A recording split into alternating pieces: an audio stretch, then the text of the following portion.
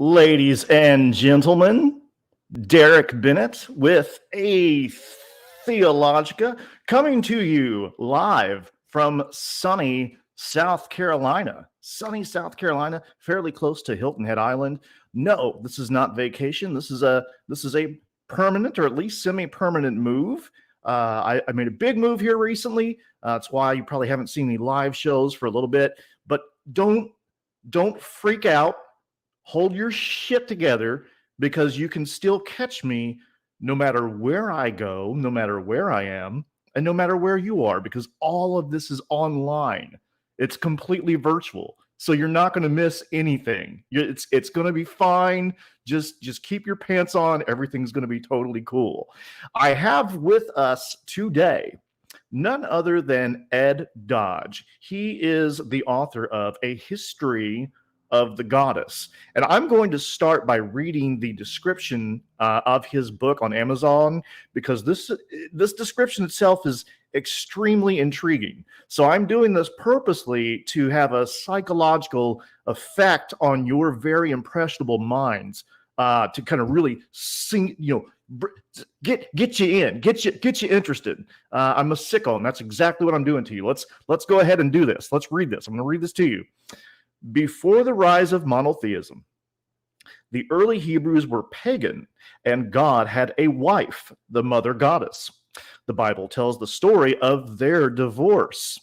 Goddess worship promoted equality for women, social justice, spiritual connection to nature and the cycles of life, cannabis, sexual freedom, celebrated transgenders, and practiced abortions.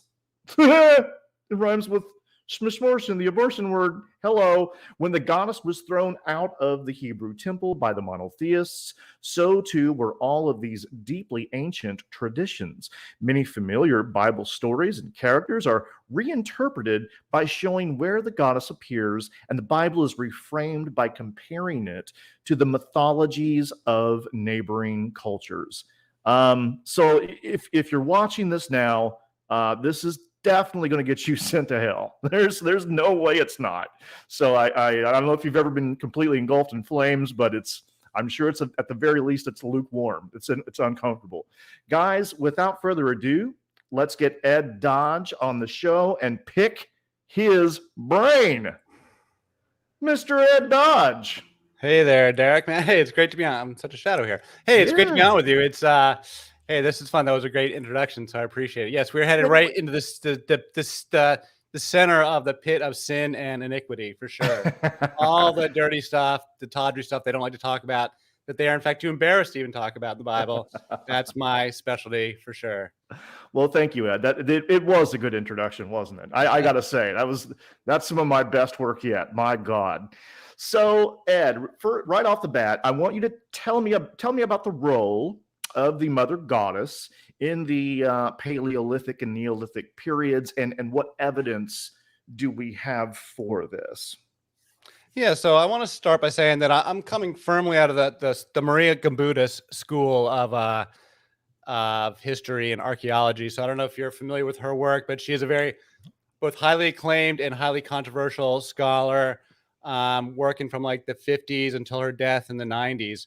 And she was laying out this thesis that what she called the goddesses of old Europe, that the Paleolithic and Neolithic cultures of old Europe had a predominantly mother goddess centered religion and culture and social structure, and that these societies are basically indigenous people. We're really just talking about indigenous people going back to the Ice Age, through the Younger Dryas, and then into the Neolithic. Most people lived like indigenous people do. They lived in tribal clans, and they lived in matriarchal social structures. And I'm going to use this term matriarchal because it's kind of a controversial term, and I want to be clear about what I mean, because I'm going to use this term a lot.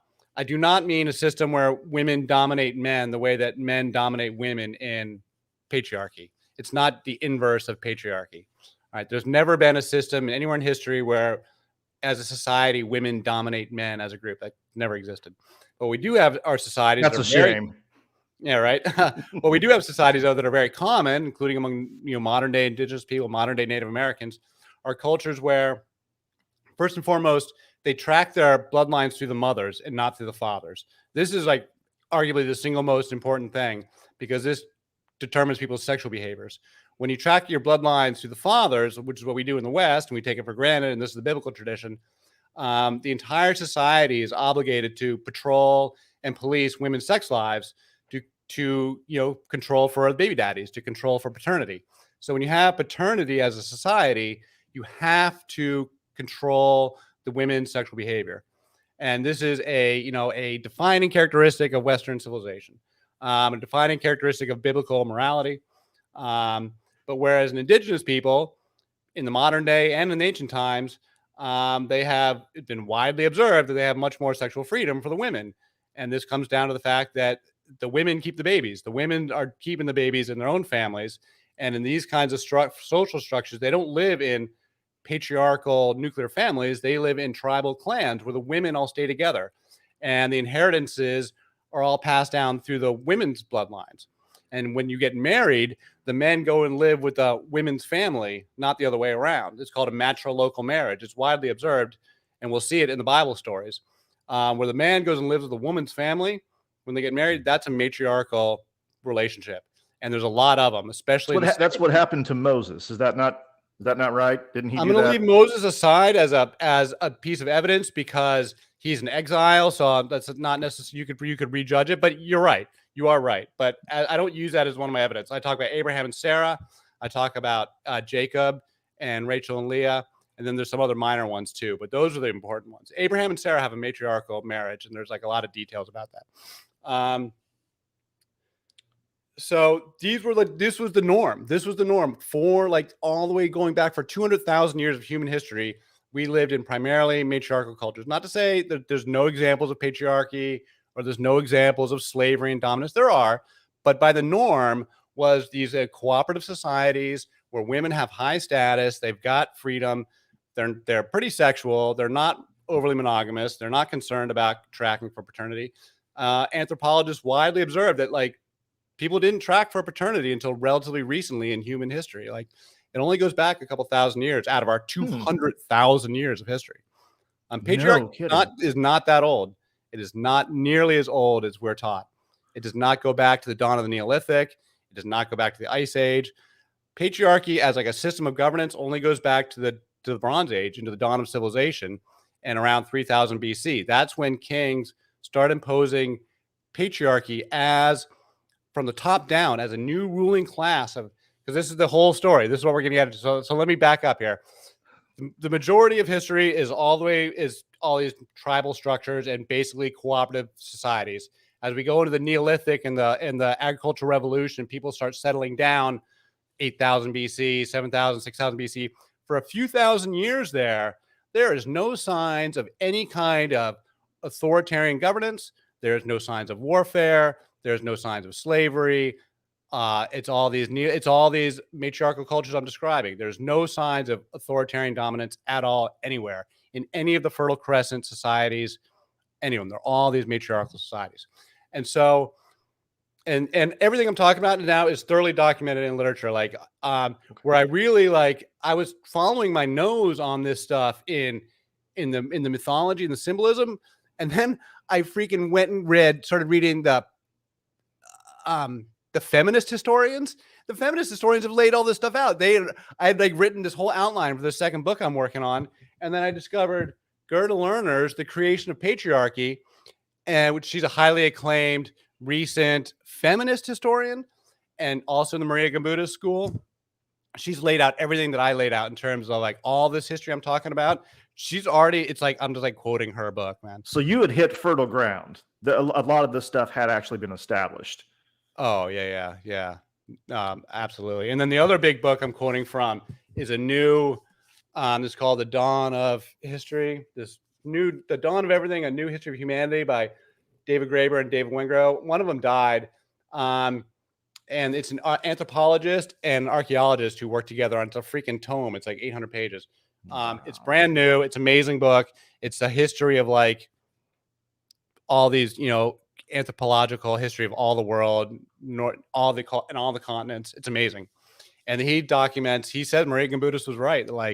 Like what she was describing was right on. Overstated perhaps, but like she was like definitely like on In the the right ballpark. track. Yeah, yeah. Well, all I can say is that it's a good thing the patriarchy finally got here, because it certainly is the best system. I think we're all Well, they agreed. would certainly tell you that. They would We're all certainly agreed have been on that reminding us that nowadays, for a very right? long Right? time. That's a joke. Don't cancel me. Everyone relax. It's snuck in a little sidewinder there. So you said you were following your nose on the various myths and symbols you were looking at. Yeah.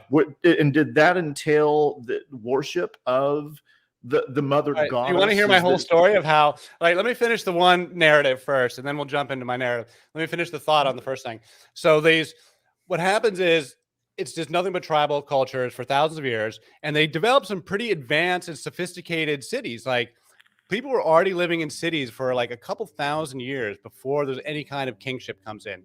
Then what happens is, yeah, like Uruk, like these Neolithic Fertile Crescent cities from like 7,000 BC to like 4,000 BC, they would have thousands of people in these communities just living, just getting along just fine and developing some fairly, getting increasingly sophisticated, and like having thousands of people living together with no like sign of governance aside from just, tribal cooperation.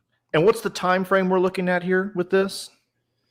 So like we're talking 7,000. So now we're going to get to 4,000 BC now is so 6,000 years ago, which just so happens to coincidentally be the biblical date of creation, just happens to be when our story begins. Which is a fact. Which is a fact. That's in fact exactly the day the world was created. Now, but what happened at 4,000 BC is our first sign of the Bronze Age, and our first sign of these warriors coming out of the north, the Central Eurasian steppe. The first signs of the Indo-European warriors who would have come down in three big waves over the next 1,000 or 1,500 years. They're riding horses. They've got bronze daggers, and they start coming in and basically setting up shop on the outsides of these established settlements. And they're coming in as like a new class of warlords, and they call themselves shepherds and shepherd kings. And they establish themselves they first appear on the scene around 4,000 BC.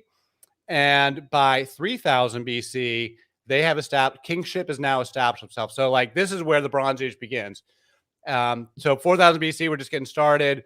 The city of Uruk in Mesopotamia is the first great city of the ancient world. And this is where we get a lot of our stuff starts. That becomes officially a city around 3,500 BC. But people have already been living there for like thousands of years, like literally a long ass time already. And it's not kingship yet though, till like 3,100 BC. That's when it's like the first dynasty of Ur or Uruk. And that's also when we start to get the writing and stuff starts to kick in. So now we have this shepherd class, and these people call themselves farmers and shepherds. And this becomes an important motif symbolically. Cain and Abel are farmers, are a farmer and a shepherd. And this is important Mesopotamian dynamic. The farmers and shepherds aren't just two different vocations. They're two different people groups. The shepherds are the shepherd kings. They're the patriarchal warrior ruling class that have imposed themselves on the farmers, who are these indigenous peasants who've already been living there for thousands of years, who've got a separate culture. And they're all matriarchal, and they've got all this mother goddess worship that Maria Buddhist is describing. And the farmers are coming in, or the shepherds are coming in, and they're taking over. And by 3,100 BC, they have taken over. But the culture hasn't shifted. They've still got these very sexual, because like in the earliest stage, now we're getting into where the mythology happens. And I describe it as a drama in 3 acts. So we got the first act is the 3rd millennium. So that's the Sumerians, starting in 3,000 BC. Second act is going to be 2nd millennium. That's going to be the Akkadians. So that's going to be like Babylon and Assyria. And also that's where you get Abraham is in that time period. And then the 3rd act is going to be 1st millennium. That's going to be after the Bronze Age collapse, and we're into the Iron Age. And that's going to be the Hebrews and the Greeks. And that's the 3rd act. And what you see is this steady progression in how, in both the goddesses and in the treatment of women in terms of their legal status and their sexual behavior. You can track them all the way through. That in the first deck, the goddesses have the most power. So this is when we've got Inanna, and she's the young goddess. So I'm going to focus on Venus. So it's Inanna in the first act. She's Ishtar in the second act. and she's Astarte in the third act in the Bible. Same goddess all the way through. So Inanna is the young goddess, is the youngest goddess, youngest version, and she's totally ascendant. And she is the key thing about these goddesses is they are not submissive to the male gods anywhere. In none of these stories is Inanna ever submissive to anyone. She challenges all the gods and steals their powers. If you know these stories, she's taking their powers from all of them. And she's super sexual. She's like not just a prostitute, she's a porn star. They celebrate their sex, man. They put it on display. They had sex in the streets. Public sex was part of their culture. They saw, it's widely observed in Mesopotamia, like, A, that there's lots of families with mothers' names, men with their mothers' family names, and B, that they totally were like wide open sexually. Sex in the taverns and sex in the streets was sign of like a healthy, joyous, vibrant city. These are not monogamous people. They don't have monogamous marriages. And there's a culture of gift giving for sex, and people can have sex with a woman and give her gifts, and it doesn't matter that she's married. She brings home nice stuff, and her husband's like, hey, look at all the great stuff you brought home. Did you have a nice time last night? And you see this all in the Bible stories. Hosea and Gomer have this relationship. Abraham and Sarah have this relationship. She's running off and having sex with other men and bringing home gifts, and Abraham's all right with it. Because this was the culture when you have matrilineal bloodlines. The women have sexual freedom, and they can do all this stuff. And in the Sumerian era, it's mostly celebrated, and it's all like wide open. When you get into the Akkadian era, now it's being challenged. Now you see Ishtar being challenged by Gilgamesh. She insults her in the Epic of Gilgamesh, and they kill the bull of heaven, which is one of the goddess symbols, and they and they get away with it. They're not like smited. Gilgamesh gets away with it. And he's like the first of the great warrior hero epics, because that's what these patriarchal societies, like all the stuff that Joseph Campbell talks about, like all the hero's journey, that's totally out of all these patriarchal societies where they tell these stories of like the lone warrior off on his epic. That's the stories they like. The goddesses are all about life, death, regeneration, cycles of life. That's what all these traditions are rooted in. And so, and then in the third act, they're going to shut it down altogether. They're going to shut down these traditions. They're going to end the Hieros Gamos, which is the sacred marriage, which gets established in the first tradition. That's where the shepherd kings marry the goddess to like win their approval of the overall society. But 2,000 years later, they're ending that tradition in the Bible. They're shutting the Hieros Gamos down. They're going to have a divorce, and they're going to write a new history where there never was a mother goddess. You don't know anything about her. She never existed. And none of these goddesses with their freewheeling behavior will you ever, we're not going to talk about them. They never existed. So one of the things I'm wondering right off the bat is you're saying before these shepherd kings came into the picture, was there not any kind of ruling class or any kind of governance whatsoever? Indigenous societies are like highly democratic, and they do have like, they will have councils for sure. They have like a council. They'll have like a tribal chief. It's not that they don't have leaders, but like the question is, how do they get the job? Does he get the job through force of arms? Does he get the job through inheritance? No, like in Native American cultures, it's a council of women that chooses which man they want to be their chief. And then the overall tribe has got to approve the decision. They're highly democratic societies. This book is incredible for like laying out how democratic and process-based cooperative indigenous societies are, that they spend a lot of time like meeting in public squares and talking through decisions, like literally. And like it's widely observed in ancient times and in modern times. The picture I'm getting here is that things were really good, really well balanced, pretty what's the word I'm looking for? Egalitarian. Yeah, I don't like to get into like Shangri-La kind of stuff, but like it was not a class-based dominance hierarchy, that kind of world. It was not. And then we boys came in there with our phalluses and our weapons. I think it was weapons, we frankly fucked everything all up, didn't we? I think it was a technology shift that did it. Yeah. That's my theory. That's my pet theory. Interesting. Now, I remember, when I first started digging into these topics, one of the first books I read was Karen Armstrong's A History of God. Yeah, And I no, think me too. That's actually where I got my title. very early on in that book, I think she discusses how, you know, in the earliest times that we have documented, via artifacts anyway, the mother goddess appears to have reigned supreme. Does that not appear to be the case? Yeah, absolutely. And I mean, it's certainly what we see from the artifacts of like 50,000 years of Venus figurines being produced all the way through, and a continuous artistic and symbolic tradition that continues all the way right into the Judean highlands of the Old Testament, of Asherah. It's like an unbroken chain of tradition. And that's why the Asherah story is so important and big, is because it's not just about this one little group of people. It's like it's a small part of a bigger picture. Like they weren't the only ones overthrowing the mother goddess in this time period. The Greeks are doing it. The Assyrians are doing it. A lot of folks are doing it. So the Greeks are telling all these parallel stories about how they overturn their, like all the stories about how Zeus comes along. He rapes the goddesses. He rapes Hera. He forces them into these submissive roles that the previous generation of gods didn't have for the goddesses. And we haven't even started talking about Anat yet. Oh, Anath, yes, yeah. We disagree on the pronunciation, and we're going to fight like hell about that. You're going down, Ed Dodge. Hey, something I'm going to interject into here real quick, because I think it's somewhat related to this, especially in terms of if we're wanting to kind of dig into the real roots of the religious impulse.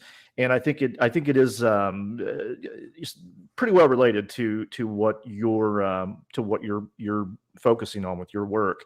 So let me first do this. So I'm going to share my screen. If I can get this guy moving, here we go. Present. Come on. Okay. Let's just do the entire screen here.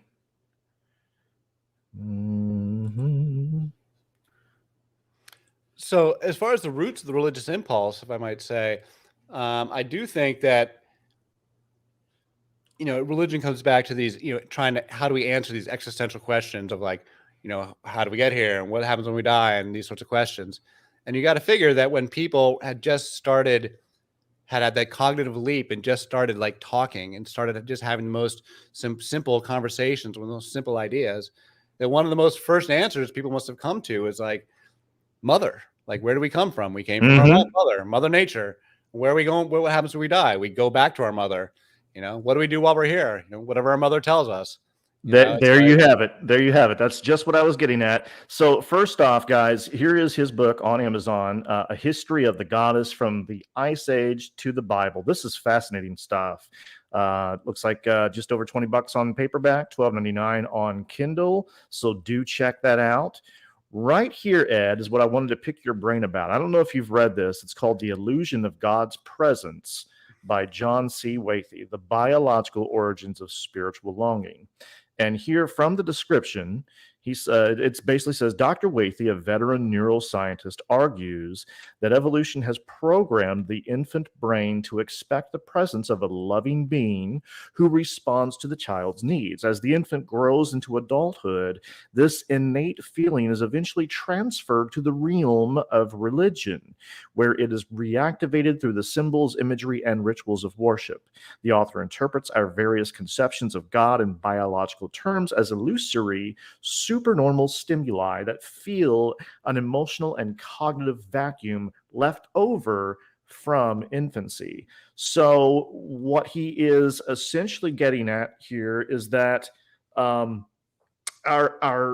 earliest form of worship was for a matriarchal, maternal figure, because that's something that we're connected to even prior to birth and prenatal. And that is why even to this day, we still have that kind of innate sense that much of the real roots of theism, or the illusion of God's presence, is because of that connection we had with our own mothers while in the womb from the very get-go. And perhaps that plays into why some of these earliest societies did worship the mother goddess and the sacred feminine. What do you have to say to that?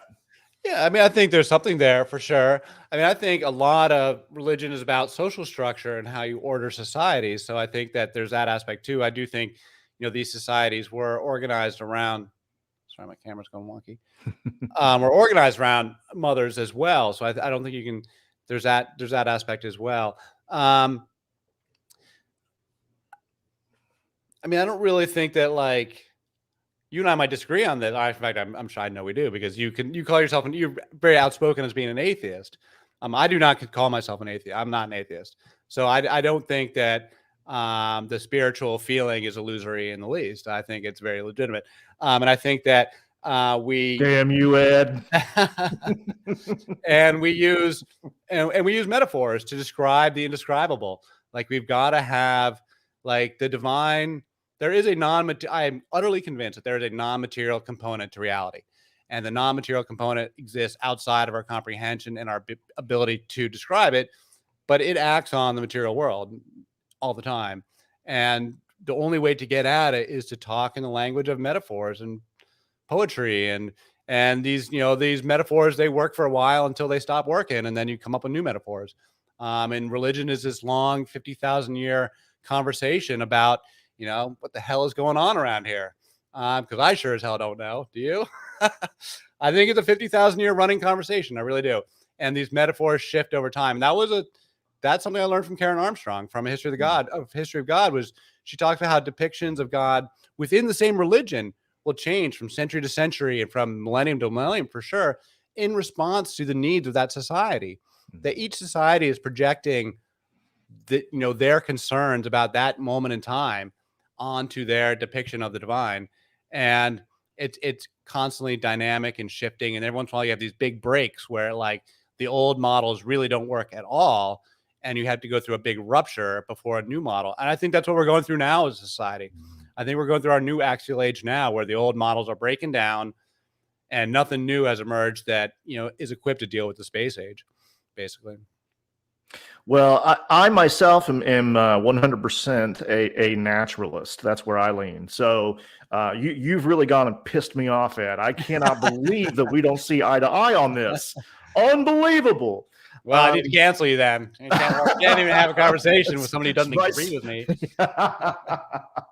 So what is our oh, and by the way, I got that sense too from reading Karen Armstrong, that she did believe in God in a very non-biblical sense, but described it as something that was ineffable, which is, of course, that's a oxymoron to describe something that is ineffable, and in other words, undescribable. That's kind of that's kind of her theistic point of view, which I can appreciate, certainly. What is our evidence for God having had a wife, Asherah? Yeah, so this is such a fascinating thing. So I stumbled into this story. I was looking to write a completely different book. I was looking to write a book about cannabis history, which is what I'd been studying for a long time as a hobby, and which I find quite fascinating because both the fiber and the drug go back to the Neolithic and have been deeply important. The fiber, because it's the strongest fiber and as such, longest and strongest fiber. So it plays this really critical role throughout civilized history. I mean, we needed it for every ship that's ever been built. So it was always highly prized. And then the drugs too have always had a deeply sacred role, long-standing evidentiary role in religion, all throughout that space. And I was aware, and Chris Bennett is really the guy who you might want to talk to about this stuff. He's really the guy that has been doing this research for years. And I picked up from, his work about cannabis in the Bible. And I was like, flitting around looking for a topic that I could dig into that would make a good book. And I was like, I think this Bible one hasn't really been explored enough. Little did I know what I was biting off when I got into this. But there's 5 references to cannabis, depending on your interpretation of. There's 5 references where it's been mistranslated, where cannabis shows up in the Old Testament, all during the first temple period. And the most important one is that it's an ingredient in Moses' holy anointing oil. And it's been mistranslated as a different plant named calamus, or else it's translated as aromatic cane, which is like totally meaningless, or else a perfect description of hemp, depending on how you want to look at it. But And as an ingredient in Moses' holy anointing oil, this has like profound theological implications. That it was totally sacred and being burned in the temple. And then also the other times it's mentioned, it's always as like a burnt offering in the first temple. And then you see all this imagery about smoke all the way through, and Yahweh, or Moses meets Yahweh in the burning bush. And then every time Moses talks to Yahweh, and it's in a cloud, and Yahweh always appears in a cloud of smoke in the first temple, not in the second temple. The second temple, that imagery goes away. That never comes back. But in the first temple, it's always a cloud of smoke. And it's why it's long been considered that was like an intoxicating cloud. That's not exactly like an outlandish suggestion. People long suggested it. Well, what Chris Bennett and I are both arguing is that, cannabis, it's not to say it's the only thing they're burning, but they're very much burning cannabis. And that Moses was like full on Rastafarian, basically, like he's burning mad ganja, and that they are definitely burning ganja there. And that it's very, very sacred in these goddess traditions, and that it gets thrown out as part of the reforms. When they throw Asherah out, they throw out the cannabis too. And they've basically, patriarchal folks have hated cannabis ever since. It's partly because it's an aphrodisiac and it's very, very sexual. And so it's the associations with sex and midwifery and plant medicine and everything that the women do that the men hate, all the witchcraft, all that stuff. It's like all wrapped up. And this is you said this is Chris Bennett who is taking this position. Chris Bennett is like the guy for cannabis history and religion. He's written a whole heap of books over the last 20 years, and he's got a brand new book coming out. He's a friend of mine, and so I can get him on the show. He's got a brand new book coming out. That's going to be his best one yet. And he's where I learned most of this stuff from.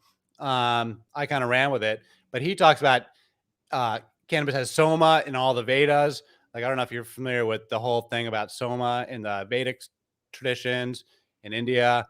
Like, that's a plant, and it's been regarded as psychedelic mushrooms. But like Chris argues, and I believe him, that it's totally cannabis. And it's basically, weed was like sacred all over India, all over Persia, and it's sacred, and it was sacred for the mother goddess in King Solomon's temple. King Solomon was totally burning it, and now they found it. They have evidence now, because the Tel Arad archaeological find, they have pulled it out. They have scraped cannabis off the incense burner in the Tel Arad temple from this time period. Like, they have now, it's like definitive. It's not even speculative anymore. Like, we have definite proof. And this is something I want to talk to some of these guys that you guys get on Myth Vision about this stuff. Like, this deserves serious scholarship. Is this word QANEH, is this being correctly translated as cannabis or not? Because let's have it out. Let's have the scholars debate this, because this is legit, and it has important implications. It has implications on the war on drugs in modern day. It has tons of, like, the results would matter if the scholars would say, this is really marijuana. Like, that matters. Like, that would have cultural impact. You should talk to, if you haven't already, that no good son of a bitch, Kip Davis. I've never reached out to Kip. I've never talked to Kip, but I would love to talk to him. He's a Hebrew Bible scholar. No, I know he is. I watch him all the time on. You don't need to introduce him. I know he is. Yeah, I'm sure all the people on the show already know he is too. He's not American, unfortunately. He's totally foreign. He's Canadian. But you know what I mean. So we just take what he says with a grain of salt. Yeah, I lived in upstate New York for a long time. I unfortunately lived near those filthy Canucks, man. I even went to school in Canada. God, all those people with their adorable accents and that damn ice hockey. Pervasive kindness. So what, and you've probably touched on this already somewhat, but what drove this transition from polytheism and the sacred feminine to this sort of both patriarchy and monotheism? What do you think really drove that? Two separate true threads there. Right. So, because you can have the patriarchy without getting rid of all the goddesses. I mean, the Greeks and Romans, they reordered the goddesses to make sure they were submissive to Zeus, but they didn't get rid of them, and they still appreciated all these traditions. The Eleusinian Mysteries was like fully celebrated, and Isis was super popular in the Roman era. So they still had all this stuff was still going on for the Romans. They just made sure that it was subordinated to the men, and that none of the respectable women were involved in any of this sexual behavior. It's fine for low-class women, but not for upper-class women. And that's the difference. That's the difference in the matriarchal era. The upper class women could have these sexual freedoms. But once you get into the flip into the axial age and the patriarchal era, the upper class women are no longer going to be allowed to participate in that kind of stuff. Okay. But upper class men can, and upper class men can have all the sex they want with lower class women. And men are completely unrestrained. And this is actually part of my theory about what Christianity takes off, is that Christianity brings in this new sexual morality where the men are supposed to behave themselves as well. And that's why I think it's very popular with women. That's why I think middle-class Roman women really liked Christianity, because it got their husbands to start behaving. That's my pet theory on that. Yeah. So, it's what the Jews were doing with getting rid of the goddess altogether. That is like definitely extremist. Like they are definitely taking it to an extreme to say there never was a goddess, because like my sense of it is that we got Earth Mother and Sky Father as a pairing that go back forever. Like this is just like a basic way humans have seen the world. And just because we know there was Earth Mother art does not mean they did not have a notion of Sky Father. It just means that they didn't make art of Sky Father. And that the Sky Father is immaterial, because part of the metaphor is that Mother Earth, the Earth Mother, is the material world. You can touch her, you can taste her, you can put your toes into her. Like she is what we see, and she's life and all this stuff. But the Father, the Sky Father, is immaterial. He's distant and far away and created the universe, and you can't touch him. He is everything that's immaterial. And this is how the Hindus describe their relationships between the god and goddess, between the material world and the immaterial. And so that notion could have gone back a very, very long way. I have no suggestion on when that notion began. And just because they were making art of Earth Mother did not mean they didn't have Sky Father all the way tens of thousands of years ago. Interesting. That's my sense of it. So I think we've just had this, just like Karen Armstrong said, we've had a running conversation about who is the Sky Father and what's his nature for like 50,000 years. But it's not everybody. It's not universal of all humanity, because we know for a fact that not all humans had this world order. The Egyptians had a different viewpoint. The Egyptians had Sky Mother and Earth Father, and they had an order and chaos model. And we know that in India, they had Shiva, and some of their indigenous traditions were predated the Indo-European invasion. So we know that like different cultures have different worldviews. I'm not suggesting it's a monolithic all of humanity, but I do think that Mother Earth traditions are very old. I do think they're Eurasian, and they're very widespread. And by the time we get into civilization, they've long since been like fractionated and like, have distributed out to like lots of different names, but with some common symbols and some common themes, specifically about regeneration and cycle of life. That's like the heart of it. Very interesting. Guys, do prepare your super chats for Ed Dodge, because we're going to get to those in just a moment. And it's, as you can see, you're going to want to pick this guy's brain, because I could go on for a I want to jump longer. over to the Baal cycle. Let's talk about the Ugaritic stuff. Dig right in. All right. So where I'm going to, again, back to Maria Gombudas.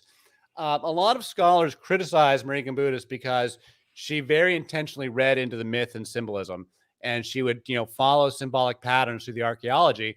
And a lot of scholars would say, like, hey, you are like making huge leaps with this stuff, and you are like, you can't make these claims you're making.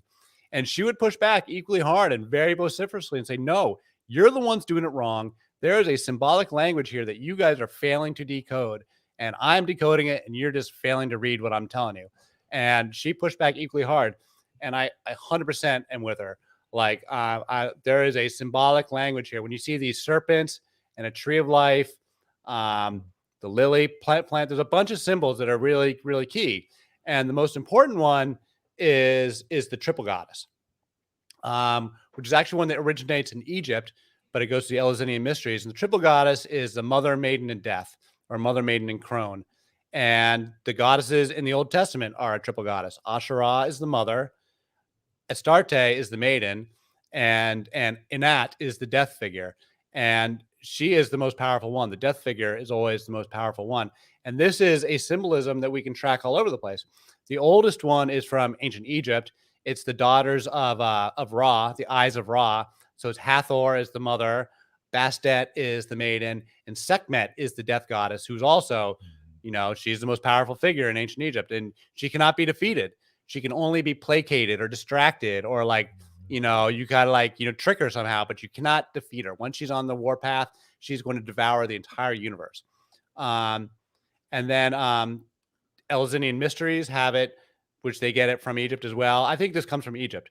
So I think that the Canaanites, because I searched in vain for a Mesopotamian triple goddess and I couldn't find one.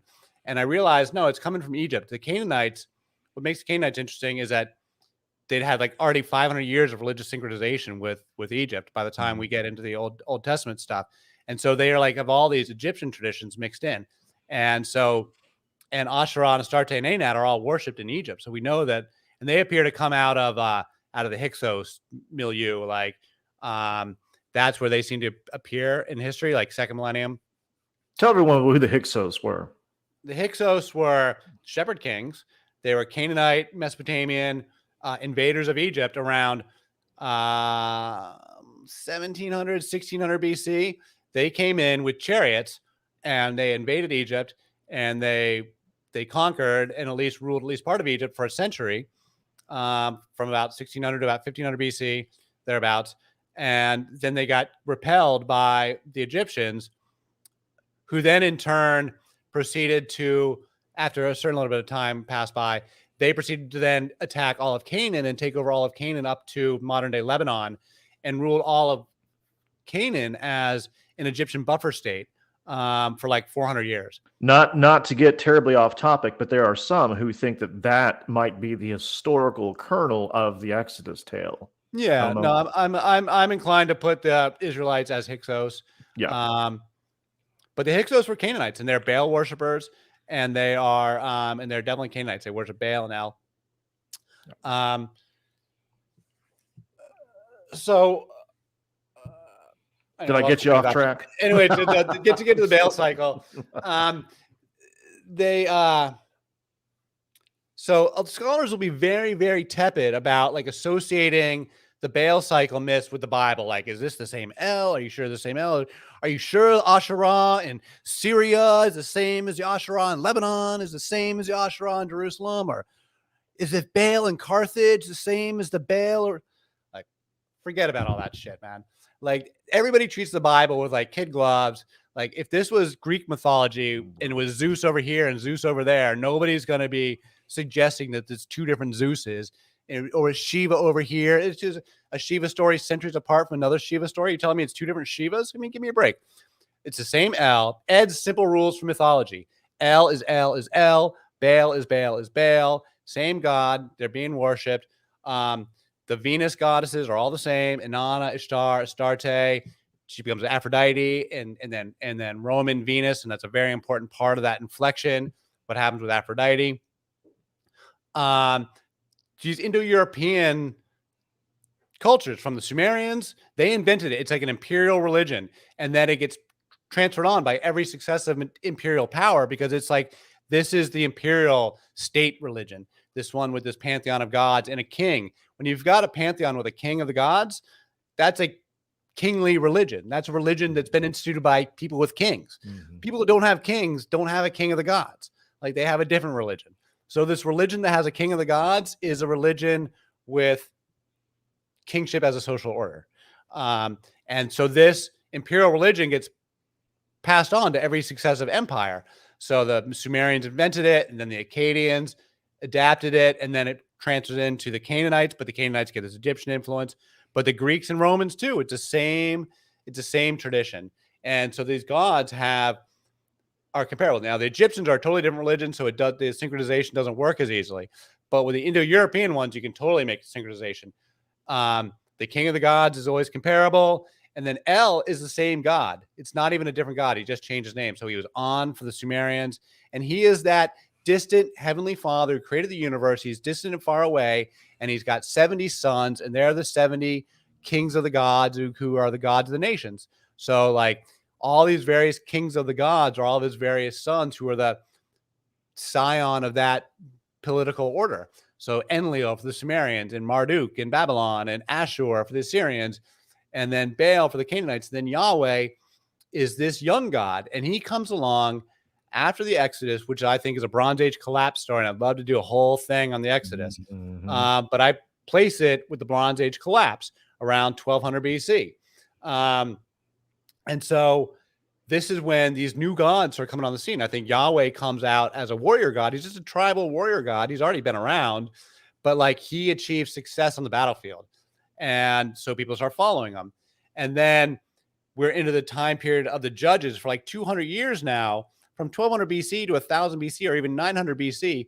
It's complete anarchy. There's no governance at all in the ancient Near East. There's no after the Bronze Age empires. collapse, that is. That's the Bronze Age collapse. Yeah. And the whole, this is the Greek Dark Ages, and the whole region tumbles into like chaos. And this is the time period of the judges in the story. And then King David, as a historical event, took Jerusalem around 1000 BC. Even if it's not King David, it was somebody else. The Jews or the Israelites took Jerusalem, that's a fact. And that's around 1000 BC in the midst of all this chaos. It's a totally illiterate time period. There's no writing.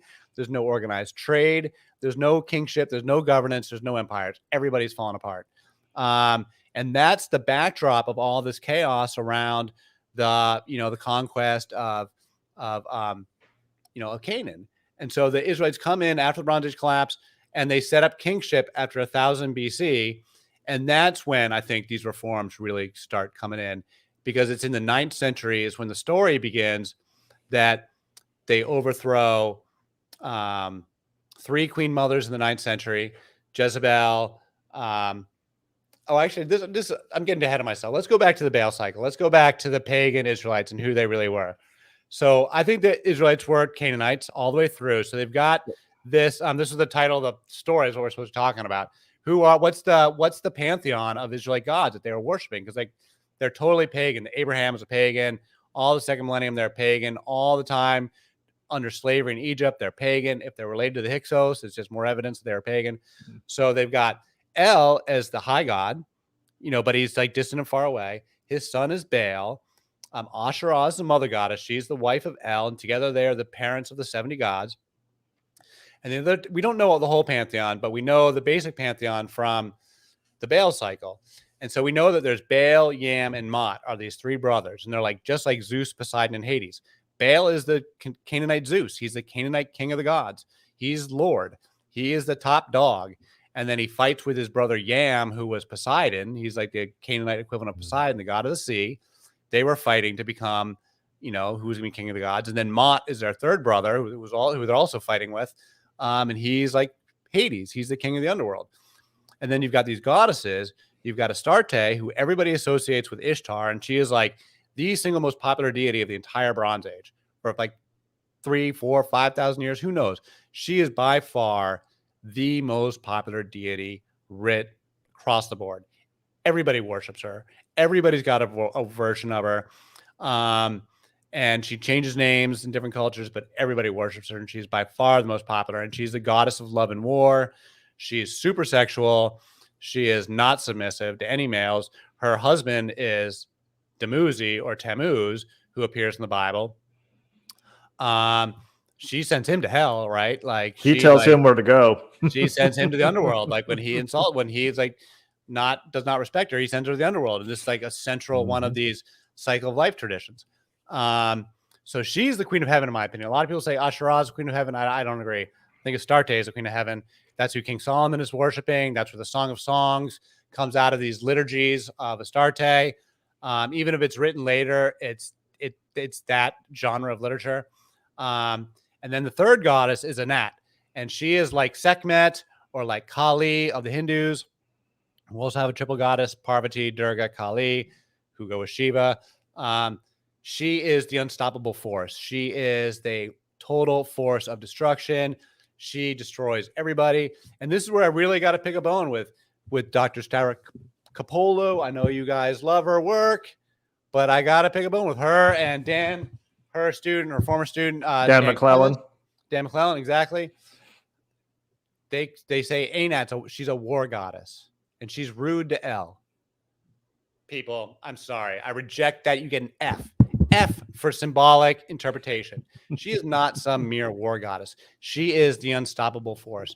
When every single time she goes and talks to El in the Baal cycle, and in all the mythology we have, in multiple stories, she doesn't insult. She's not just rude to El.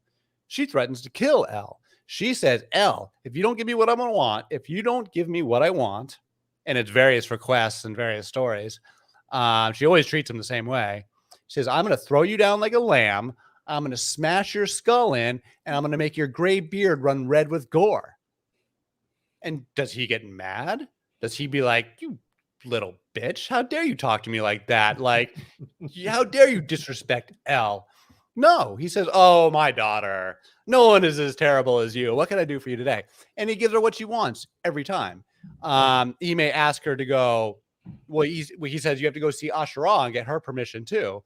So El is like deferential to Asherah. He's deferential to Nat. He's deferential to all these goddesses. But Anat, she says, another thing she says, I will tear down your, don't be so proud of your house, O mighty El. I will tear down your house with my mighty arms. El's house is the heavens. El's house isn't some fucking tent. El's house is creation. She is going to tear down creation because she is the end of the cycle. She is the one, like Kali for the Hindus. She is going to be the one. She is going to be the last man standing. At the end of days, she is going to be the one who devours the entire universe. She is an unstoppable force. Kali cannot be stopped. She can only be placated. Anat cannot be stopped. She can only be placated. She just totally wipes out. Like Yam and Baal fight like it's like a heated pitched battle, and Baal only barely pulls it out. Like a knockdown 7-game NBA Finals that comes down to the last. That's a great story. Last shot, like Anat, she just walks up to him and she just smacks him. She slaughters his men. So Anat, she wears the belt of human hands. She's like Kali. She wears the belt of human hands, the skull necklace. She's slathered in blood. She delights in slaughter. She leaps into the thick of battle and just cuts down men 10 at a time and just like laughs with like her belly filled with joy and victory. She bathes in blood, man. She is just so grisly. And then, Baal defeats Yam and he becomes king of the gods, but then Baal gets big for his britches. He decides he wants to go defeat Mot and he wants to go become the king of death. And then, so then they fight and they have this pitched fight, which finally the gods say, rule on the side of death and say, like, even Baal, we can't allow you to like defeat death. So they order Baal to submit to death, which he does reluctantly, but he does it. And then Baal dies and, vegetation dies and fertility dies and everyone's mourning and Anat is mourning and El is mourning, wearing their hemp sackcloth for mourning. Cause like, that's part of the tradition. What does Anat do after she's done mourning? She goes and finds Mot, the god of death, the one who just had this knockdown, dragged down, pitched fight with Baal. She grabs him by the collar, screams at him, give me back my brother, pulls out a sword and cleaves him in half. She grinds him up with a sieve, burns him with fire, and feeds him to the birds.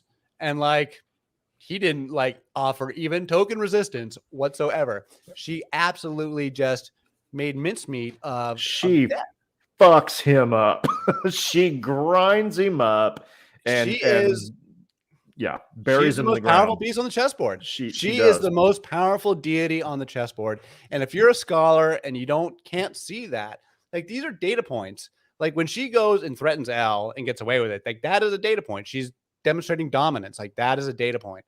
Now there's agricultural symbolism there, is there not? Because that's basically all farmer symbolism, seeding the ground. And I have a theory that because that the portion of the story where Baal must have been resurrected somehow because he's later alive and in battle with Mot, who apparently also must have been resurrected. Right. I have a theory.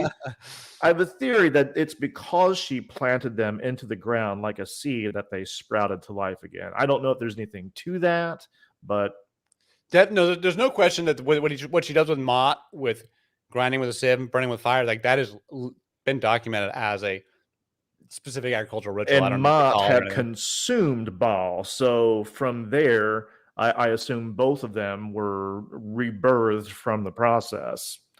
Yeah, may not be. or it's just like comic books, and they can write whatever damn well stories they That could feel be like too. dying with no need to be consistent at I all. just think given because you've already got fertility associations here, so Yeah, it's all that about just makes fertility. too much sense to me to ignore. But Oh yeah, no, it's all about regeneration and cycles of life. right. That's what these traditions are about. And the patriarchal traditions are about immortality. They shut down regeneration traditions and replace them with immortality traditions. And like that's like like this is male, female. Like the father traditions are all about immortality, and everyone wants to live forever. And we're terrified of dying in the West. Christian civilization is utterly terrified of dying. We'll do anything not to die. We'd rather live as a vegetable on a hospital bed than, God forbid, we die. Indigenous cultures aren't afraid of dying. They will like indigenous cultures that like fixate on death and their religious traditions and think about it a lot and meditate on it. Like they embrace death and they're not afraid of it at all. And like Christian missionaries were all like freaked out about this. They're freaked out about attitudes towards death. They're freaked out about their attitudes towards sex. Like the indigenous people like scandalize the Christian missionaries, every which way. And I think that's exactly what they're fighting about in this tradition in the Bible. Like this was like a literal historical account of this fight between this emerging class of patriarchal rulers who are kicking out systematically this long-standing traditions by the Neolithic indigenous peasants who'd been living there for a long time and who had a matriarchal traditions, and they're trying to shut it down. And they're not the only ones doing it, but like we have this story, like they preserve the story. And what's so amazing about, because what the Bible does is they bring their God from all the other neighboring religions. They write their mythology. The gods are in these mythical spaces talking to heroes from ancient times, like Odysseus. Like these are all legendary people.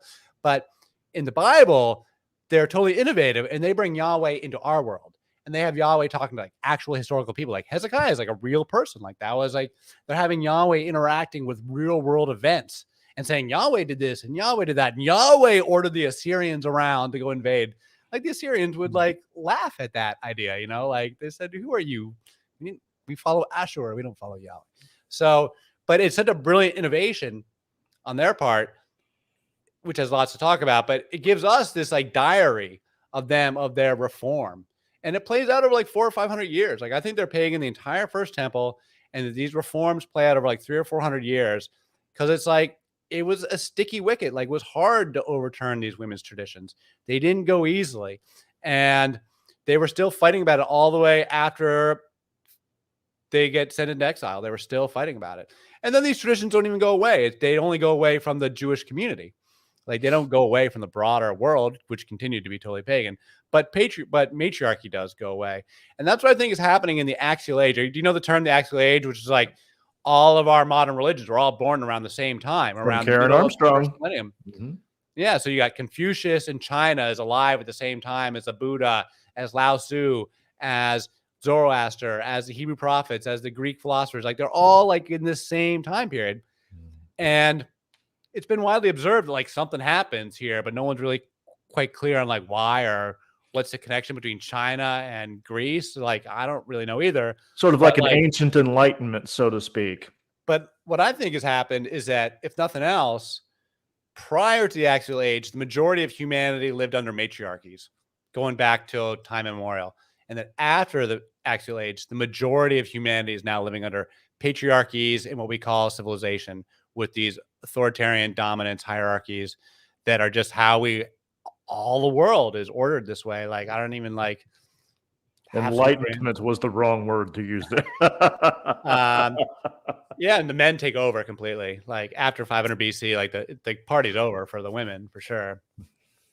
Guys, once again, do get your super chats ready for Ed Dodge. Ed, I could talk to you for hours, and we'll definitely. Look, I hope we can, Derek. We're going to have you back. I hope you can. I actually have a proposal for you to do a bunch with you. So, okay. Because like I have outlined and drafted a new book. I just want the material to marinate and digest for a while and suss it out with some of these scholars like Dr. Kip and some of these other folks, Dr. Josh, all these guys, and like suss out my material. Like, let's talk about Abraham and Sarah, and this is a matriarchal marriage. Let's talk about cannabis in the Bible. Let's talk about this stuff. Perhaps, Ed, one thing I could do is get you and Kip Davis on the show together. Yeah. If I can stomach him, if I can, you know what I mean? If If you I guys can manage it, that's what I'd love to have. Oh my goodness. Why is he going to end everything with A? I mean, seriously. Oh man, I tell you what, I actually had a good time living with that guy for about a week out in the state of Washington when I was out there with Derek Lambert.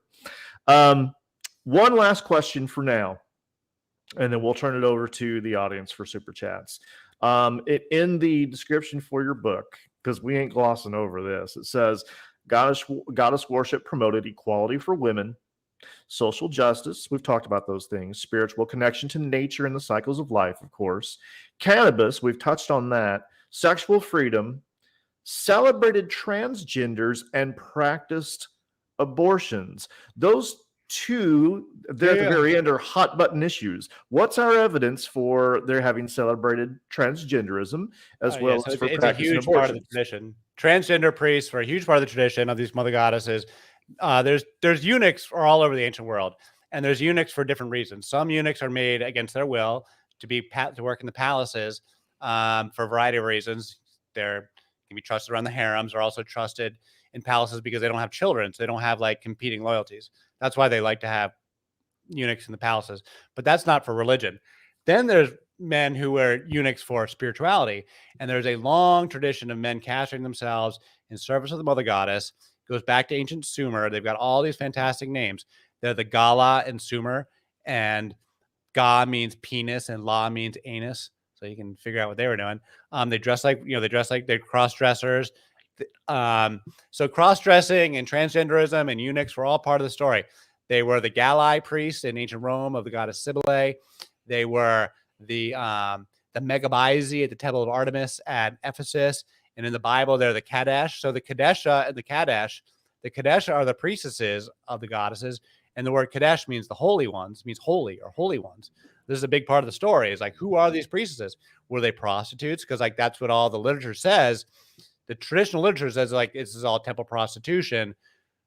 Modern day scholars like Dr. Stavropoulos are saying there's no evidence for ritual sex. I strongly disagree. I think there's tons of evidence that they were having loads of sex. And even if we don't have like a manual for like ritual sex, which we don't have, but the cultures are very sexual. They don't have to be having sex on the altar per se, just be having a lot of sex in town. I lost my train. Oh yeah. So the transgenders are all over the place, and so they appear three times in the Old Testament. Always when they're being kicked out. Only when they're being chased away. But they were like they're regarded as the same as the Galai priests of Rome. And then abortions is really a bit of code for the whole child sacrifice thing, which is also a total reality in my opinion. And that is part of these reforms. And actually, I really want to have a conversation with Kip about this because I know he studied it. My argument is that they really did sacrifice babies to El, and that Yahweh comes along, and this is part of their reform. The Yahweh cult wants to stop child sacrifice. And so it's the culture that has Baal as the king of the gods. The Baalists are the ones who do these child sacrifices to Yahweh. I did a whole thing on History Valley with Jacob's channel about this. Oh no, I didn't. Did I do it? I think I did it. Anyway, I've got a whole presentation on it because they were doing it in Carthage as well. There was the same sacrifice with the same name, this Molech sacrifice, and it was with Baal and El. And the Greeks talked all about it, how they sacrifices their children to Kronos, whom who the Carthaginians call El. They identify the exact same thing. They're saying sacrificing their babies to El in the places where Baal is king of the gods, and it's called a Molech sacrifice, and it's ghastly and horrible. And we think these Phoenicians are absolutely nuts for doing this ghastly tradition, which is exactly the same thing the Hebrews are saying. We think this is a ghastly tradition. Stop doing it. And then the other folks are saying, it's my body. I can do whatever I want. It's my baby. I can do whatever I want. And you can imagine them having this debate for centuries, literally for centuries, that they had this child sacrifice tradition. And it's a particularly ghastly one. I got to say, I'm totally in agreement with the Hebrew prophets. This Molech sacrifice, even by the standards of human sacrifice, was particularly nasty. And it seems unique to the Baalists. It seems unique to Baal culture. And it wasn't because like there's different types of sacrifice for different contexts. Sometimes it's the context of a king dies, so they kill the entire, like, his wife or his entire court or something. Or sometimes, lots of human sacrifice of captives, right, or of slaves. There's plenty of that. And then there would be sacrifice in times of duress, like your city's under siege and everyone's dying of starvation, and will like sacrifice the royal prince to like try and appease the gods. And there's a story of that in the Bible where it works. It worked.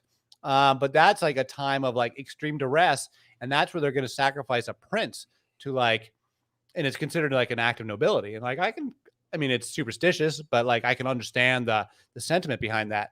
But that's different from what this Mulk sacrifice. And this is one where the text criticism has done a great job, because it's traditionally translated as a sacrifice to the god Moloch, Moloch, and that's what people traditionally take it.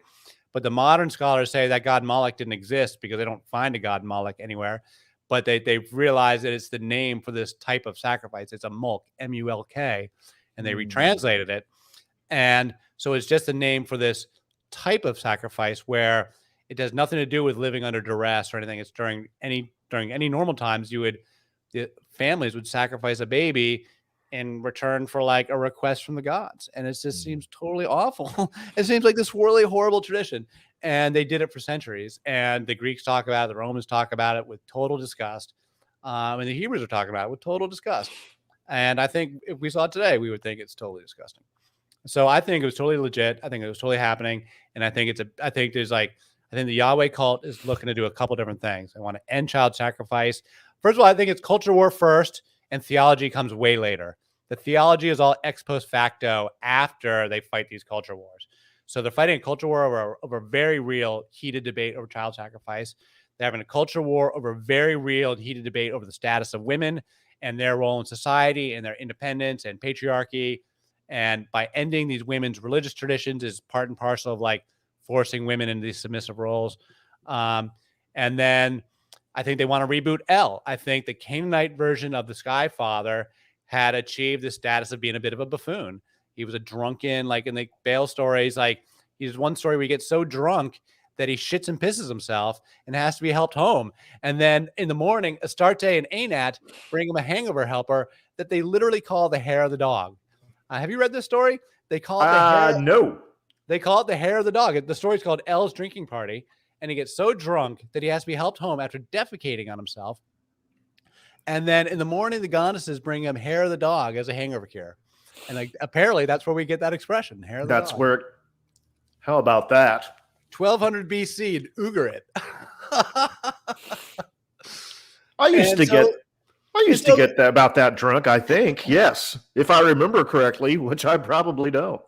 Yeah, so El was a bit of a buffoon. Like, I mean, I think that's how they would have viewed him, for these hardcore, like partisan, not wanting to get along, radical reformers, die hard, Taliban type, ISIS type, like hardcore radicals coming out of the hills. That's kind of how I imagine it. But they've hated the people in the cities for a long time, because going back to Abraham and the Sodom and Gomorrah story, which is totally like centuries earlier, I think that whole story is talking about how, because the farmers are the people that live in the cities, and they had these sexual cultures in the cities. And so I think the shepherds had been hating on it for a long time, for many centuries. And so I think the Abraham stories where they're totally disdaining of Sodom and Gomorrah, and then Sodom gets destroyed by fire of the gods, and they say, yeah, that's what they get coming for being a bunch of pervert homosexuals. Have you heard the story that they actually may have found Sodom and it was actually destroyed by a meteorite? It's called Tel Haman. The Christians are all about it. They have found this site that is like from 1700 BC, right in the right spot where they describe Sodom, and it was literally destroyed by a meteorite. And it was like a nuclear bomb went off and it was completely evaporated, like in exactly the right time period. So like you can imagine if like some real life city in Jordan really got blown off the map by a Tunguska event, by a meteorite. And then, all the people for centuries are like, why did that happen? What did they do wrong? Why were the gods angry with them? And you can just imagine guys saying, you know what the answer is, Derek? I know you already know what the answer is. What did they do wrong? It was the gays. It was the damn gays. The damn prevert homosexuals. Preverts. That was what they did wrong. Oh my goodness. Wow. This is fascinating territory. This is great stuff. And you're a great speaker. I mean, you can tell you're just on fire. I've been waiting to have this conversation with you. I've been talk to people about this stuff too much. None of my friends care about it. So yeah, and we'll definitely have to do this again. Let's go ahead and get into. Let's see what we've got in terms of our super chats. We've got Zachary. Let me get him up here. Zachary Lahaki for $5.50. Very much appreciated, sir. You're always a good one. He says, can you elaborate further? Canadian. Yes, that's correct. Another Canadian. Can you elaborate further what you mean when you say you're not an atheist? What do you mean when you say there's a non-material component to reality? He's putting you on the hot seat, Ed. I'm happy to talk about this. Yeah, I mean, I'm not an atheist. I grew up in the church, and I left the church when I was 18 for a lot of the same reasons that many of the atheists will talk about. I don't think we really need to elaborate it too much. I just found the truth claims were not adding up to what they were claiming. So I haven't called myself a Christian since I was 18, but I never called myself an atheist. I've never been attracted to that. I've always followed a more of a mystical path. I had been introduced to Hinduism as in my youth because of my parents had lived in India before I was born, and not as hippies, but my dad was in the State Department. And so I have all this Indian stuff, and my mother had a store importing stuff from India, and my actually including my sister. I have an adopted sister from India. And so I grew up in this house with all these Hindu artifacts. I was always even though I didn't know anything about it, I was always aware of these sort of other traditions being there. As an adult, in college, I was reading Karen Armstrong. I was following the Cannabis path, spiritual stuff, and that would lead you straight back to India. So then I did start learning about Hinduism, and one of the first lessons I learned from mystics was that all their traditions dovetail. They all will come together. They all have to shed the doctrine and dogma of whatever tradition they come out of, whether you're a Hindu or a Muslim or a Christian mystic. But all the seekers, they will always their paths all dovetail. And so that was a lesson I learned. And so I've always felt that way. And then, so I've always been open to the mystical, spiritual side of things. But as far as a non-material component to reality, I think science demonstrates this very clearly. Scientific materialism and the whole science-based worldview is that we can discern everything in mechanistic terms, and we can discern everything in material terms, that A interacts with B, and that interacts with C, and that interacts with D. And this is the scientific method, and this is the basis of how we're taught in school in the West. And this is the default tradition of what we consider a truth claim, is that something that is validated by science. Well, science is kind of a moving target. Science is usually wrong, and it's this iterative exercise of being continually wrong until you come up with a better theory. But secondly, it's very clear that from science itself that they can't explain everything. Consciousness is the most famous example of something that is non-material, that is acting on the material plane. Consciousness does not reside in any part of our body, does not reside in any specific part of our brain. They have plucked apart every aspect of people's brains to try and find that spot in your brain where consciousness exists. And it doesn't. It's non-material. It doesn't exist there's not any spot in your body where your consciousness is. And life itself, that is also non-material. What is life? When the body, when you transition from life to death, there's nothing you can measure there. There's nothing that shows up on a scope that can be elucidated by science. The distinction between the living being and the corpse. I don't know if you know The Watchmen, Dr. Manhattan says this. There's no difference between. It's all the same number of protons and neutrons to me. There's no life. But that's bullshit. Life obviously is real. There obviously is something real. And there's lots of emergent properties of the universe that pop out that are not being. I think there's clearly a non-material component of the universe. It's not that you have to accept any specific religious claim, but the mystics are seeking something for sure. That's very interesting. Let me ask you this. If not for a functioning physical brain, could there be consciousness? I mean, people talk about, the universe being universal consciousness, and I don't really get into super esoteric stuff, or quantum mechanics is way above my pay grade. But quantum mechanics, I know, is another one of these experiments in science that talks about non-materiality. It's another one of the famous experiments, which I frankly can't explain because I don't entirely understand it. So I'm not, I'm only clever about certain things. But yeah, universal consciousness. I do think that there is an intelligence behind in the non-material plane. It's clearly intelligent. There's clearly patterns that show themselves, like sacred geometry. These geometric patterns are repeating themselves all over and over again. The same shape of a galaxy is the same shape in a seashell. And then, if you look at one of my favorite things, I used to work at in these biotech labs, and we did all these cell biology, and they would have these huge monitors doing they're digital, right? Digital microscopes. And so they're like doing cell biology of like really super small stuff that they're looking at in a microscope. And then they blow it up on this great big screen. It would be like really like amazing, like this sort of like shift of time and space. Oh, there's my dog. Hold on. Get him in here. Get him in here. I'm an animal lover, so I welcome the dog. Welcome the hair of the dog. Oh yeah, you want to see my Get dog? it? Charlie, come here. Can you see him back there? I see him. What kind of dog you got there? Charlie, come here. You very high energy. This was all planned. This is Charlie. Charlie is a street dog from Puerto Rico. I only got him like maybe 2 months ago, and he's about 1.5 years old. He's very sweet. He's very high energy. Yeah, that's Charlie. Hi, Charlie. Hello, buddy. And he's like, "You're scaring me now. I'm going to run away." Well, Zachary, that was a really great question. I think it was Yeah, very interesting question. to kind of dive in. Yeah, I'm happy to have this conversation because, like, it's I don't agree with the atheists actually. Yeah, pretty strongly. In fact, I would have a pretty heated. I think y'all are getting it wrong, frankly. Okay. I think that I think most of us who would call ourselves atheists are ipso facto naturalists.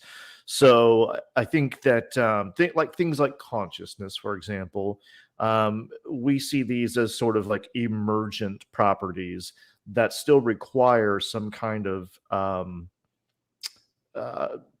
material basis. Does that make sense to you or not? I would also describe it as an emergent property.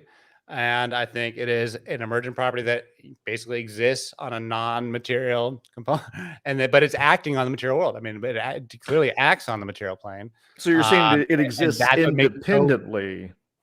Yeah, and that's what makes it so like vexing to try and understand, because we have all these non-material things acting on material things, but science tells us that everything should have a material explanation, but not everything does have a material explanation. Well, that's the trick. That's the rub. But just because it doesn't currently have a material explanation doesn't necessarily mean that it never will. Right. But I think even more, I would say, is that one of these days, Rupert Sheldrake made this point, one of these days, science is going to recognize that there is a non-material component to reality. And then that is going to, in turn, unlock the next great revolution in science and the next great revolution in religion, I believe. That'll be where the next great breakthrough, when people realize that scientific materialism is in fact leading us to very dark places, that it's actually giving us wrong answers, that the scientific method that's being deployed across academia right now is basically giving us wrong answers because it's a flawed pedagogy. I have huge problems with academia, like across the board, like in field after field after field. I think they're getting it wrong. And I've spent much of my life like in and around the Ivy League. Like I'm a pretty educated guy. And I think they're getting it wrong all over the place.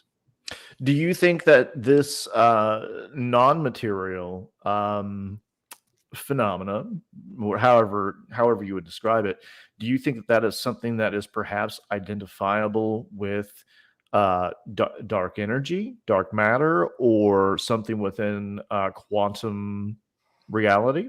I mean, I'm not a physics expert. From what I understand of the cutting edge of physics is that this is just like another one, like yet another like failed theory. Like no one's come up with any good theories since Einstein, except for a couple of guys. What's his name? There's a couple of guys I really like. What's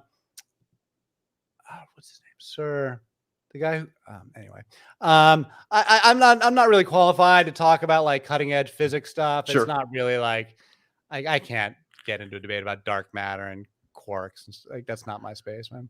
I brought you on to debate me about dark matter. So do your job, damn it. I think I think we live in a fundamentally mysterious world.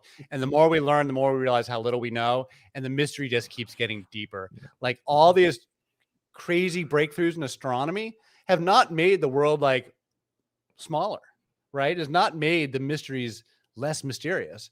The Like, James Webb Space Telescope is a good example. It's incredible. We're scratching our heads now. We're like, wait holy a minute. Shit, it's even a bigger problem than I ever even anticipated. Like, I am way more confused than I ever was before. We're finding galaxies that should not be as old or as big as they are based on our current estimates of the age of the universe. Because all of our models are just waiting to be demonstrated that they're flawed, and we should not be so arrogant. I tend to agree that we do have a whole lot yet to figure out, and frankly, that's the arrogance. To be honest, it's the arrogance that I can't stand, and the hubris. People making truth claims and authority claims when they fucking don't know what they're talking about at all. Like at all. Like in the government. Like I grew up in a government family. I've been around the government too all my life. Like it's like my dad said, son. He said there are plenty of idiots in the Ivy League. And he also said there are some very strange people in the upper ranks of government.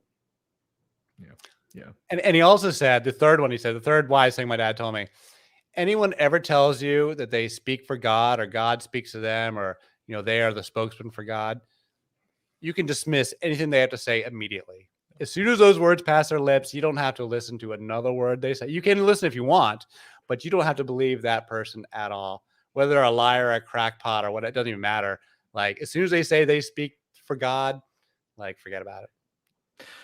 One thing to bear in mind, just speaking in defense for all of us atheists and non-believers, is that the more, I would say, philosophically astute among us, we don't take a hard line and say that we know for a fact that there is no I'm not saying you do. I just hear arrogance in the society. I know. Please don't take that personally.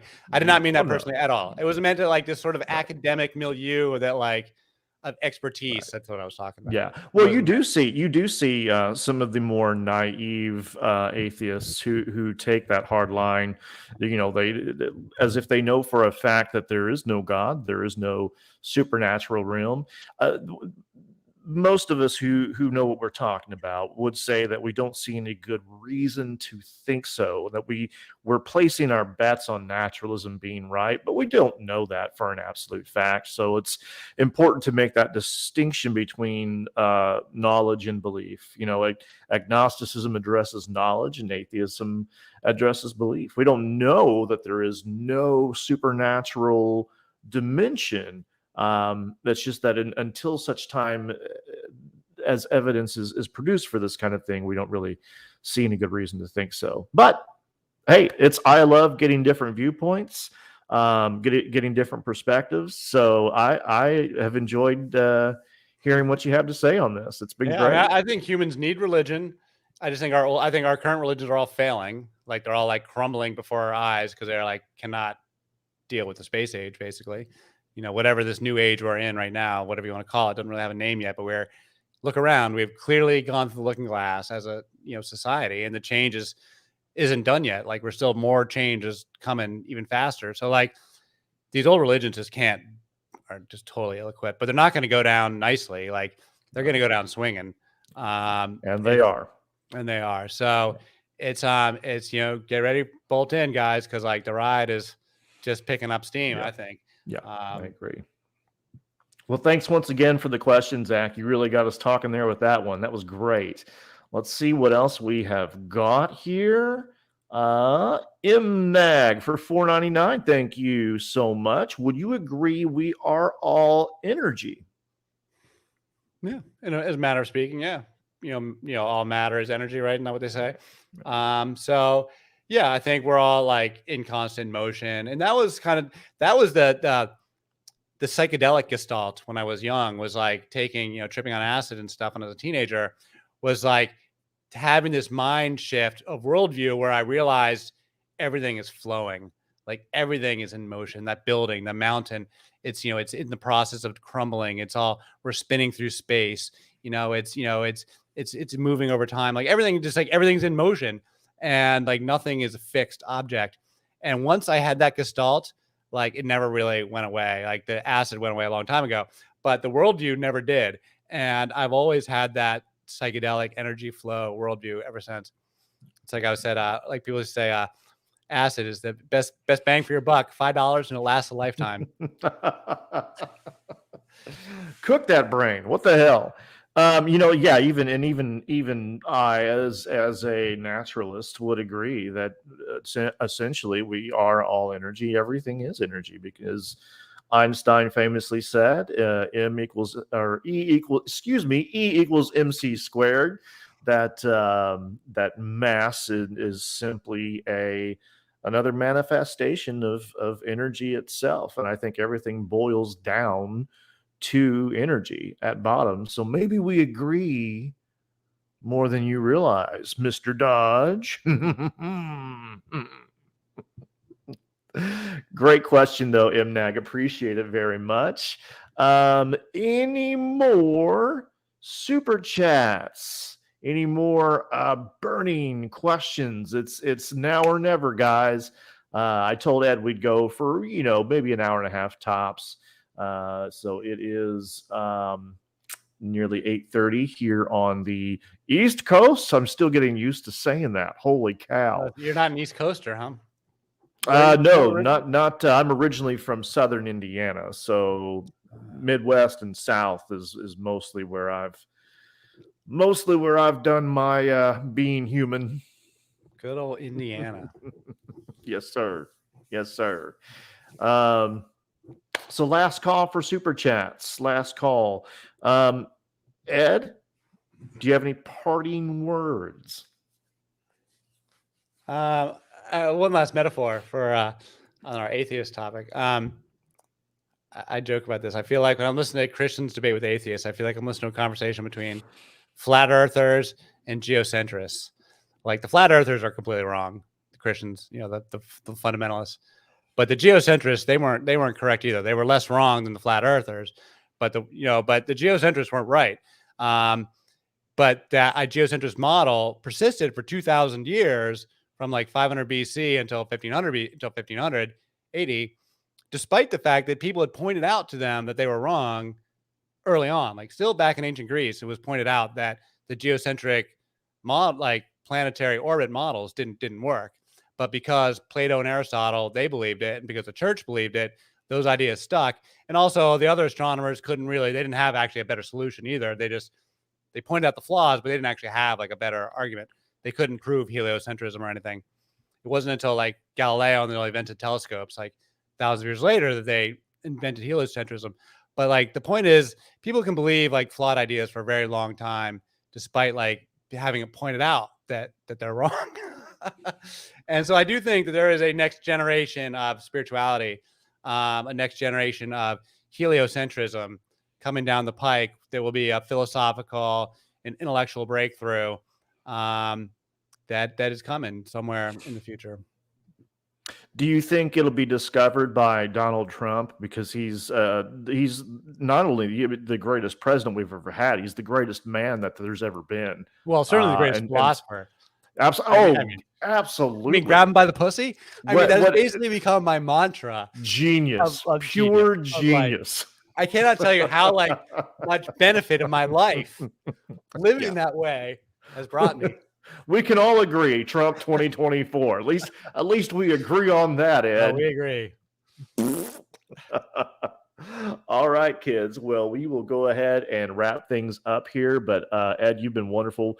Before we go, really quickly, I do want to show everyone your book once more. Here we are. Share a history of the goddess from the Ice Age to the Bible. I mean, boy, I tell you, that description by itself, just that sells it right there. This is extremely intriguing stuff.